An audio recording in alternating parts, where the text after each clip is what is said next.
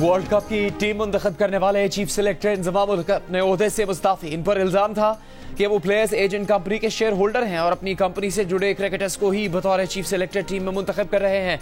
इंजमाम उल हक ने इन इल्जामात को मुस्तरद करते हुए कहा है कि उनका प्लेयर्स एजेंट कंपनी से किसी किस्म का ताल्लुक नहीं, बात करने वाले सबूत लाएं। आजादाना इंक्वायरी के लिए इस्तीफा दिया। बोर्ड से कहा है कि जब तक कमेटी तहकीकात करे उस वक्त तक वो ओहदा छोड़ देते हैं। बेकसूर साबित हुए तो दोबारा जिम्मेदारियां संभाल लेंगे। पीसीबी मैनेजमेंट कमेटी के चेयरमैन ज़का अशरफ का कहना है कि प्लेयर्स मैनेजमेंट कंपनी से मुतालिक खबरों पर वजाहत के लिए इंजमाम को बुलाया था, लेकिन उन्होंने वजाहत की बजाय इस्तीफा दे दिया, जिसके बाद फैसला किया कि तहकीकात के लिए कमेटी बनाई जाए। बोर्ड ने 5 रुकनी तहकीकाती कमेटी बना दी। मुतल्लिका प्लेयर्स एजेंट कंपनी से इस वक्त भी कौमी टीम के कप्तान बाबर आजम, मोहम्मद रिजवान और फखर जमान समेत कई खिलाड़ियों का मुआहदा है।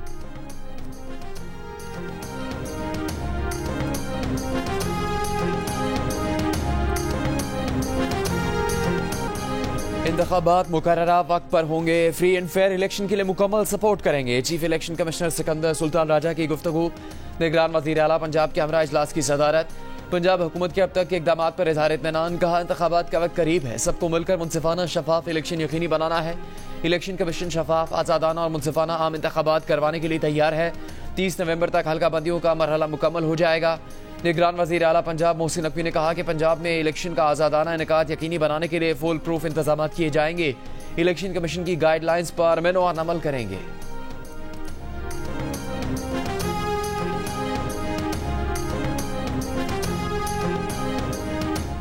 When will be the elections? The outgoing parliament, they have passed a law. A law, many of students here probably would be the graduates of law, that the election dates would be announced by the Election Commission of Pakistan. And I am the caretaker Prime Minister, I am not the Chief Election Commissioner. That is part of the problem.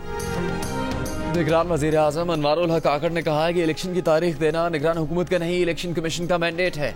Pakistan इस वक्त अबूरी जमहूरियत में है, मुस्तहकम जमहूरियत नहीं।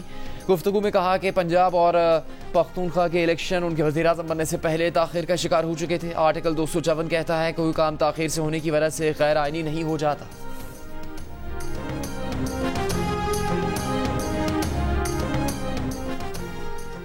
हुकूमत ने gas की कीमतों में इजाफा फिलहाल रोक दिया। निगरान काबीना की वजारत तवानाई को गैस की कीमतों में इजाफे से मुतालिक मजीद गौर करने की हिदायत।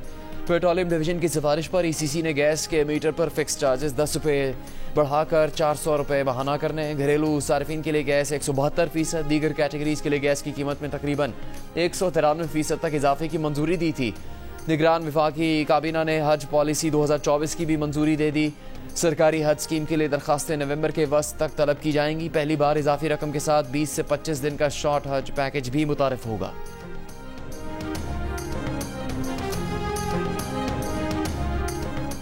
स्टेट बैंक का शरह सूद 22% पर बरकरार रखने का फैसला। मॉनेटरी पॉलिसी का ऐलान कर दिया गया। स्टेट बैंक के मुताबिक दूसरी छमाही में महंगाई में कमी का सिलसिला जारी रहेगा।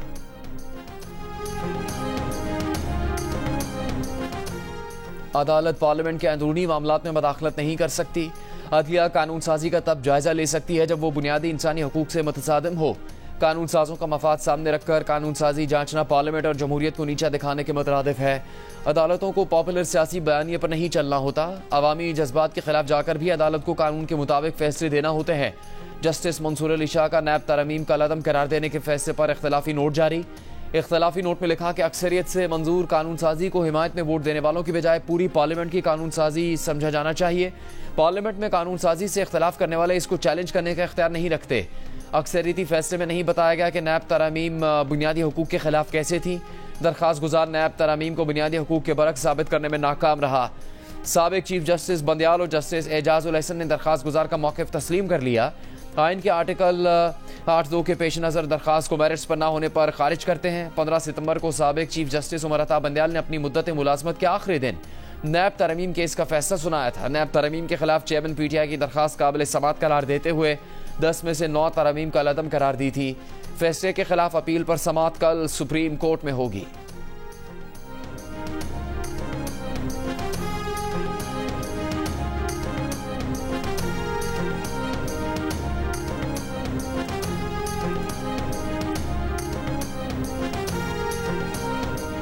इलेक्ट्रॉनिक सर्विलेंस कैसे हो रही है और कौन कर रहा है? ऑडियो टेप के हवाले से मजाज अथॉरिटी कौन है? इस्लामाबाद हाईकोर्ट की ऑडियो लीक्स पर विफाक को जवाब जमा करवाने के लिए 1 माह की मोहलत।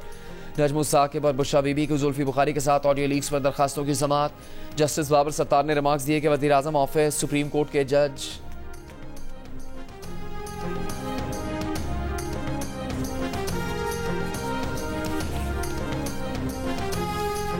और साबिक चीफ जस्टिस की फैमिली की ऑडियो लीक हुई है। रियासत पाकिस्तान को एतमाद में लिए बगैर ऐसा करना खौफनाक फैसला है।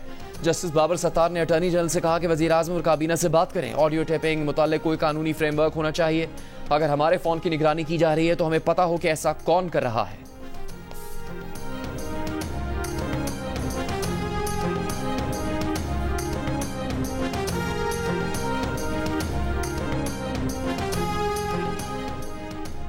अडयाला जेल में कैद चेयरमैन तहरीक इंसाफ की हर ख्वाहिश पूरी कर दी गई। जेल जरा का कहना है कि अदालती हुक्म और साबिक वज़ीर आज़म के इसरार पर उन्हें वॉक करने के लिए 80 फुट लंबा बरामदा दिया गया है। वर्जिश के लिए 10 लाख रुपए मालियत की मिनी जिम कहलाने वाली 75 किलो वजनी एक्सरसाइज मशीन, देसी मुर्ग समेत मर्जी का खाना, टीवी, चारपाई, मैट्रेस, कुर्सी, मेज़, अखबार, किताबें, अटैच बाथ, बेटों से बात करने के लिए फ़ोन, फैमिली और वकीलों से मिलने की इजाज़त, 6 डॉक्टर, 3 मेल नर्स और खिदमत के लिए एक मुशक्कती चेयरमैन पीटीआई को जेल में मैसर है।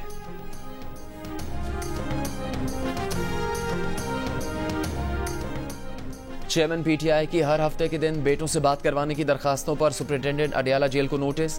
8 नवंबर तक जवाब तलब। खुसूसी अदालत में चेयरमैन पीटीआई के वकील ने कहा कि चेयरमैन पीटीआई का बेटों सुलेमान और कासिम से बात करना हक है। हर हफ्ते को चेयरमैन पीटीआई की व्हाट्सएप पर बेटों से बात करवाने का हुक्म दिया जाए। इसराइल की मुसलसल गाजा में अल-कुद्स अस्पताल को खाली करने की धमकियां। अस्पताल के करीब बमबारी करके दहशत फैला दी। बमबारी से अस्पताल के अंदरूनी हिस्से मुतासर, एम्बुलेंस को भी नुकसान पहुंचा। बारूद और धुएं से लोगों को सांस लेने में दुश्वारी। अस्पताल इंतजामिया ने बूढ़े और शदीद जख्मी मरीजों की अस्पताल से मुंतकिली नामुमकिन करार दे दी। अस्पताल में 14,000 बेघर फ़लस्तीनी भी पनाह लिए हुए हैं। अस्पताल खाली करने से कई जानें चली जाएंगी। आलमी इदारा सेहत ने खबरदार कर दिया। गजा शहरी दिफा का कहना है कि गजा में नस्लकुशी हो रही है। इसराइली बमबारी से शहर का इंफ्रास्ट्रक्चर तबाह हो गया। सड़कें टूटने से जख्मी और मुतासरीन तक पहुंचने में शदीद दुश्वारी का सामना है। इसराइली बमबारी से 7 अक्टूबर से अब तक गजा के शोहदा की तादाद 8,300 से बढ़ गई। 3,500 बच्चे शामिल। मगरबी किनारे में भी इसराइली जारियत जारी। काबिज इसराइली फोर्सेज ने जनीन कैंप पर दावा भूल दिया। शहरियों और इसराइली फोर्सेज के दरमियान झड़पें। इसराइली फोर्सेज की फायरिंग से 5 फ़लस्तीनी शहीद। 7 अक्टूबर से अब तक मगरबी किनारे में 122 फ़लस्तीनी शहीद। 1680 को हिरासत में लिया गया। मुत्तहिदा अरब अमारात की दरख्वास्त पर अक़वाम मुत्तहिदा की सलामती काउंसिल का इजलास आज होगा।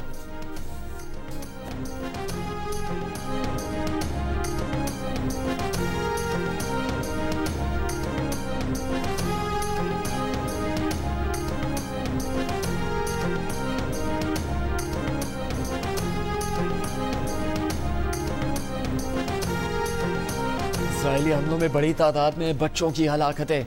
7 अक्टूबर से अब तक गजा में 3,500 बच्चे शहीद हो चुके। 1,000 लापता बच्चों के मलबे में दबे होने का खदशा। बच्चों के हुकूक के लिए सरगर्म आलमी तंजीम सेव द चिल्ड्रन का कहना है कि सिर्फ 24 रोज में मौत की आगोश में जाने वाले गजा के बच्चों की तादाद 4 साल में दुनिया भर में जंगज़दा इलाकों में हलाक बच्चों से ज्यादा है। इसराइल फ़लस्तीन के अस्पतालों को निशाना बनाने से भी बाज नहीं आ रहा। गजा के वाहिद कैंसर अस्पताल के करीब भी बमबारी की गई। गजा पर इसराइली बमबारी से तिब्बी अमले के 124 अरकान शहीद हो चुके हैं। गजा वजारत सेहत के मुताबिक बमबारी से अब तक 32 तिब्बी मराकज़ गैर फाल और 25 एम्बुलेंसेज नाकारा हो चुकी।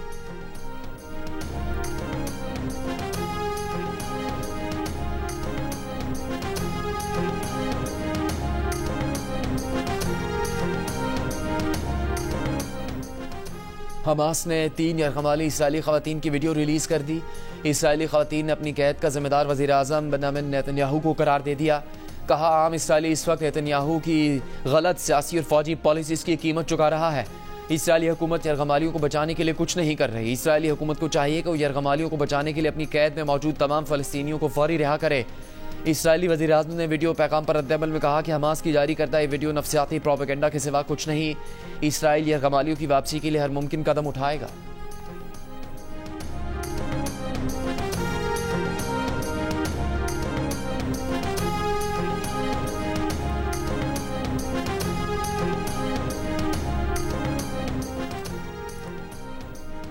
इसराइली फौज का गजा में ज़मीनी ऑपरेशन में तोसी और हमास के दर्जनों जंगजुओं की हलाकत का दावा।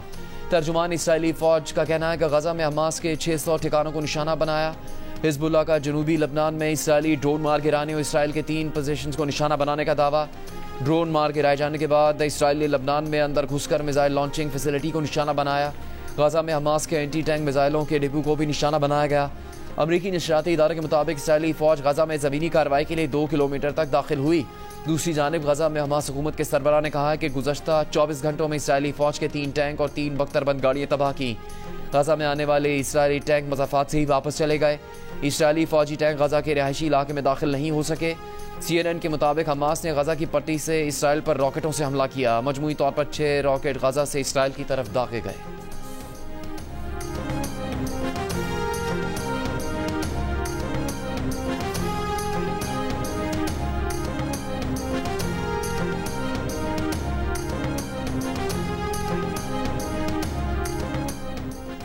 गजा में दाखिले के लिए 75 इमदादी ट्रक मिस्र के रफा बॉर्डर पहुंच गए। अमरीकी मीडिया की रिपोर्ट। इसराइली फौज गजा में जाने से पहले ट्रकों की सिक्योरिटी चेकिंग कर रही है। अगर तमाम ट्रक्स को इजाज़त मिल गई तो इस 7 अक्टूबर के बाद एक दिन में गजा जाने वाली सबसे बड़ी इमदाद होगी। 7 अक्टूबर को हमास के इसराइल पर हमले से पहले रोज़ 455 ट्रक्स गजा में दाखिल हुआ करते थे। मिस्री हुकाम के मुताबिक जंग छिड़ने के बाद से रफा क्रॉसिंग पर 193 इमदादी ट्रक पहुंचे, लेकिन अब तक महज 118 ट्रक गजा में दाखिल हुए। फ़लस्तीनी रेड क्रॉस का कहना है कि इसराइली फौज की सख्त चेकिंग से इमदाद पहुंचने का सिलसिला सुस्त रवि का शिकार है। इमदादी ट्रकों में सिर्फ खुराक, पानी और दवाएं ले जाने की इजाज़त है। इसराइली वज़ीर ख़जाना ने हमास की हिमायत का इल्ज़ाम लगाकर फ़लस्तीनी अथॉरिटी के अकाउंट्स मुंजमद कर दिए।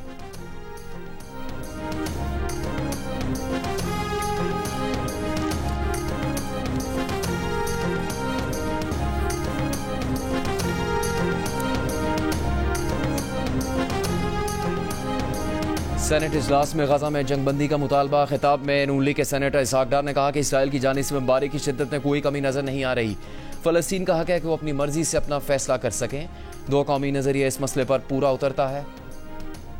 साबिक वफाकी वजीर फैसल वावडा ने कहा कि फौजी ट्रायल के खिलाफ सुप्रीम कोर्ट के फैसले का फायदा भारतीय जासूस कुलभूषण जाधव को हुआ।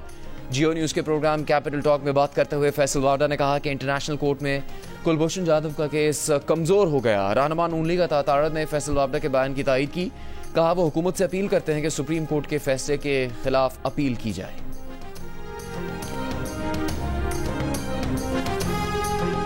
9 मई जो है वो एक लानती प्रोग्राम था, वो एक लानती गंदा और प्रोगंदा लोगों के किए हुए काम थे। लेकिन एक मैं दिल में दर्द रखता हूँ, वो अगर बड़े लोगों से मेरी मुलाकात हुई, आसम मुनीर हमारी शहर की इज्जत हैं, अजीम सिपा सलार हैं, और नदीम अंजम हमारी इज्जत हैं, आन है, शान है, हमें उन पर फख्र है। हमने कल भी फौज के साथ थे, आज भी फौज के साथ हैं, कल भी फौज के साथ। हमने फौज के खिलाफ कभी बात नहीं की। 9 मई एक लानती प्रोग्राम था जो गंदे लोगों ने किया। लाहौर हाई कोर्ट पिंडी बेंच में पेशी के बाद शेख रशीद की मीडिया से गुफ्तगू। बताया कि 17 सितंबर से 22 अक्टूबर तक या वो CPO के पास थे या चिल्ला काट रहे थे। वो कौन सी ठंडी जगह थी या तो अल्लाह को पता है या CPO को। चिल्ले ने उन्हें नया शेख रशीद बना दिया।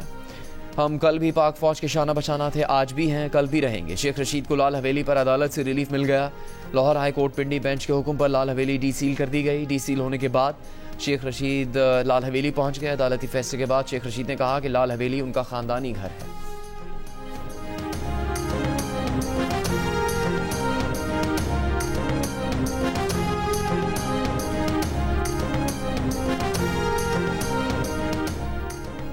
कब से सुन रहे हैं इलेक्शन होंगे, चीफ इलेक्शन कमिश्नर साहब अब तो इलेक्शन की तारीख दे दें। PTI के सदर परवेज इलाही की अदालत पेशी पर गुफ्तगू। कहा चीफ इलेक्शन कमिश्नर आम इंतखाबात की तारीख दबा कर बैठे हैं। क्या चीफ इलेक्शन कमिश्नर ने निगरान हुकूमत को बजट मंजूर करने से रोका नहीं? पंजाब असम्बली में गैर कानूनी भर्तियों के केस में PTI के सदर परवेज इलाही का 14 रोज़ का जुडिशल रिमांड। एंटी करप्शन के मजीद 10 रोज़ के जिस्मानी रिमांड की इस्तदा मुस्तरद।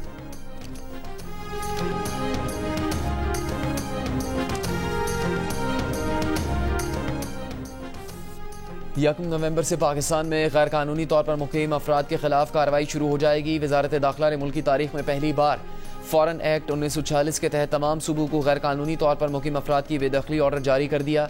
मामूली जराइम में अंडर ट्रायल और सजा याफ्ता अफगान शहरियों को बेदखल कर दिया जाएगा।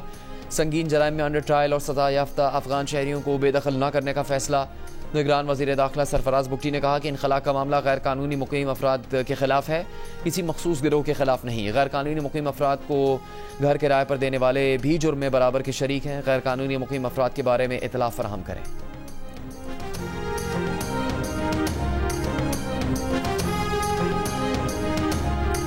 शुएब की तस्वीर में सानिया नहीं, सानिया की तस्वीर में शुएब नहीं। दोनों स्टार्स अपने बेटे की सालगिरह की तकरीब में एक ही छत तले मौजूद, लेकिन सोशल मीडिया पर एक भी फैमिली पिक्चर शेयर नहीं की। सानिया मिर्ज़ा के बेटे अज़हान की सालगिरह की जो तस्वीर शेयर की हैं उनमें सानिया के वालिदैन और बहन मौजूद हैं, लेकिन शुएब मलिक मौजूद नहीं। शुएब मलिक ने गुज़श्ता रोज़ जो तस्वीर पोस्ट की थी उनमें सानिया सिर्फ बैकग्राउंड में नज़र आ रही थी। सानिया ने अपनी पोस्ट में बेटे को मुखातिब करते हुए लिखा कि उनके गिर चाहे जितनी भी तारीकी हो, बेटे की मुस्कुराहट उसे बेहतर बना देती है।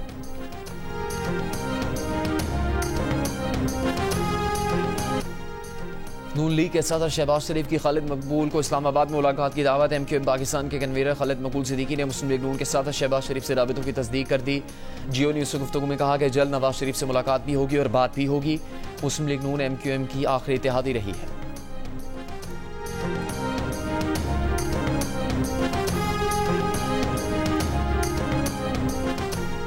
मुस्लिम लीग नून के कायद नवाज शरीफ की पार्टी रहनुमा तारिक फजल चौधरी के घर आमद। तारिक फजल चौधरी के बेटे के हादसे में इंतकाल पर ताज़ियत। चीफ ऑर्गेनाइजर मरियम नवाज भी नवाज शरीफ के हमरा थी। नवाज शरीफ और मरियम नवाज ने हंजा तारिक की मग़फ़िरत और दर्जात की बुलंदी की दुआ की। मारूफ आलिम दीन मौलाना तारिक जमील के बेटे आसिम जमील की गोली लगने से मौत। RPO मुल्तान के बाद आसिम जमील के बड़े भाई ने भी खुदकुशी की तस्दीक कर दी। कहा कि आसिम बचपन से शदीद डिप्रेशन के मरीज थे। गुज़श्ता 6 माह से मर्ज में शिद्दत आ गई थी।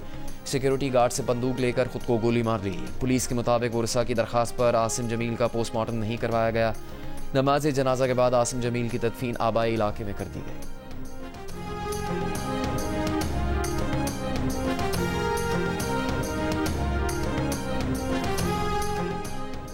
खैरपुर की नारा कैनाल में कश्ती उलट गई। कश्ती में सवार 11 अफराद में से 5 को बचा लिया गया।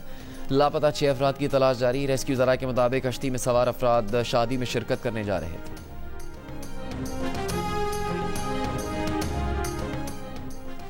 Islamabad chamber of commerce and industry का गवर्नर सिंध कामरान टिसोरी के एजाज़ में इस्तकबालिया। गवर्नर सिंध ने कहा कि मुल्क की मुआशी तरक्की और इस्तेहकाम के लिए कारोबारी बरादरी का किरदार अहम है।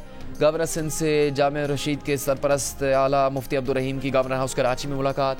कहा फलाही कामों के पीछे मुफ्ती अब्दुल रहीम की रहनुमाई शामिल है।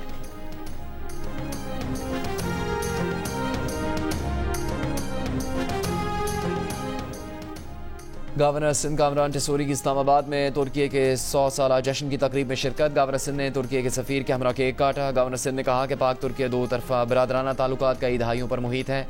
तुर्की ने हर मुश्किल घड़ी और कुदरती आफात के वक्त पाकिस्तान का साथ दिया।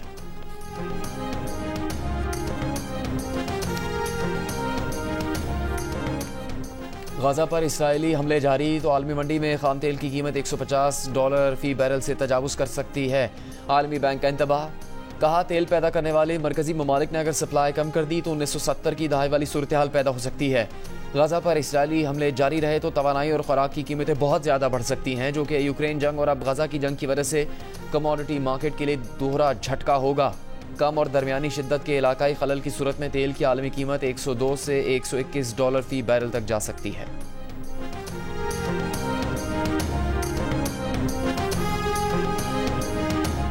वर्ल्ड कप में इंग्लैंड और पाकिस्तान को शिकस्त देने वाली अफगानिस्तान टीम ने श्रीलंका को भी हरा दिया। अहम मुकाबले में 7 विकेट से शिकस्त दी।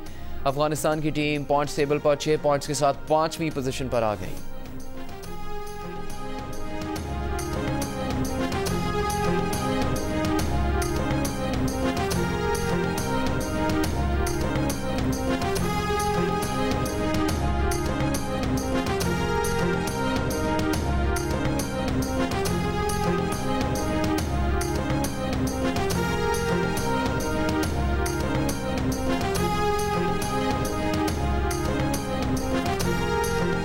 पाकिस्तान क्रिकेट टीम की कोलकाता में प्रैक्टिस। पाकिस्तान का मुकाबला कल ईडन गार्डन्स में बांग्लादेश से होगा।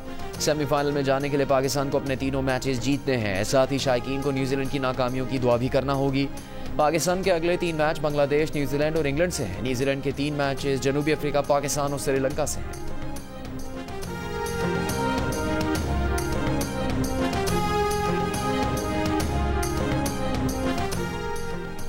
क्रिकेट वर्ल्ड कप पर अब्दुल रज़्ज़ाक, इमाद वसीम और मोहम्मद आमिर के तज्ज़िये और तबसरों के लिए देखिए प्रोग्राम हारना मना है। वर्ल्ड कप के दौरान रोज़ाना रात 11 बजे सिर्फ जियो न्यूज़ पर। कौन कहता है टेक्नोलॉजी दूरियां पैदा कर रही है? दिल का रिश्ता ऐप दिलों को जोड़ रही है। दिल का रिश्ता ऐप ने 40 साला तहरीम और 42 साला फरहान को भी दिल के रिश्ते में जोड़ दिया है। फरहान की बीवी वफात पा चुकी, जबकि बेवा तहरीम के 2 बच्चे भी हैं। दिल को छू लेने वाली ऐसी कई कहानियां इस रिश्ता ऐप की वजह से मुमकिन हुई।